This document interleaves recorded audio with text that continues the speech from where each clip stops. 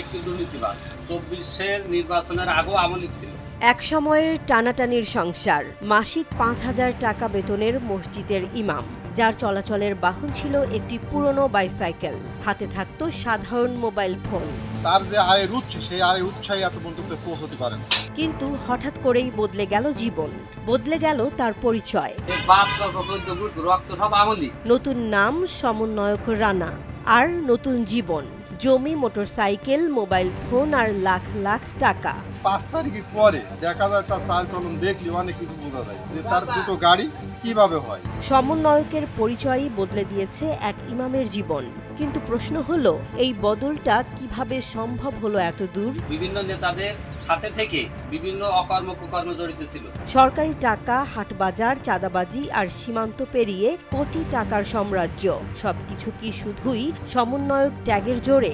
এমন এক পর্যায়ে সে পৌঁছালো, সে যেন একটা চাঁদাবাজির আড়ট খুলে বসেছে। ঝিনাইদহের মহেশপুর উপজেলার বলিভদ্রপুর গ্রামের এক যুবক হামিদুর রহমান রানা কিছুদিন আগেও ছিলেন সাধারণ ইমাম, কিন্তু হঠাৎ করেই তিনি হয়ে গেলেন বৈষম্য বিরোধী ছাত্র আন্দোলনের সমন্বয়ক। ৫ই আগস্টের পরে সে ভোল পাল্টিয়ে সমন্বয়ক নামক নাকি একটি সংগঠনের সাথে যুক্ত হয়েছে। রানার বিরুদ্ধে রয়েছে একের পর এক অভিযোগ: বালুর ব্যবসা, পশুর হাটে মাসোহারা, চাঁদাবাজি, এমনকি চোরাচালানের সাথেও সংশ্লিষ্টতার অভিযোগ রয়েছে তার বিরুদ্ধে। বিভিন্ন টেন্ডারবাজি করছে, টেন্ডার থেকে টাকা চাঁদা নিচ্ছে।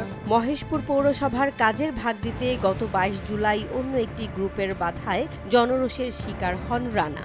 এলাকায় প্রভাব বিস্তার করার চেষ্টা করে এবং বিভিন্ন জায়গায় আমরা শুনি আজকে এখানে হচ্ছে আজ বাড়ির টেন্ডার, আজ এর টেন্ডার, বিভিন্ন কাজ করতেই চলে সকর্ম। তবে অভিযোগ অস্বীকার করে রানা বললেন সবই অপপ্রচার, তার বিরুদ্ধে ষড়যন্ত্র চলছে।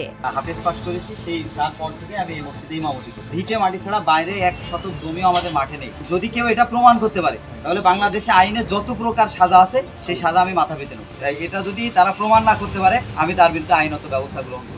দেখেন, আমার একটা মোবাইল আছে রেডমি 10C, ১,৬০,০০০ টাকা দিয়ে আমি একটা এফজেড গাড়ি, এখনো পর্যন্ত ৮২,৫০০ টাকা এই শোরুম আমার কাছে পাবে। এই হচ্ছে তার প্রমাণ। ১,০০০ টাকা মসজিদ থেকে বেতন দেয়, আনুষঙ্গিক আমার কোনো কিছুই নেই। আমি একটা সাধারণভাবে জীবনযাপন ৫ই আগস্টের আগেও করেছি, এখনো করছি।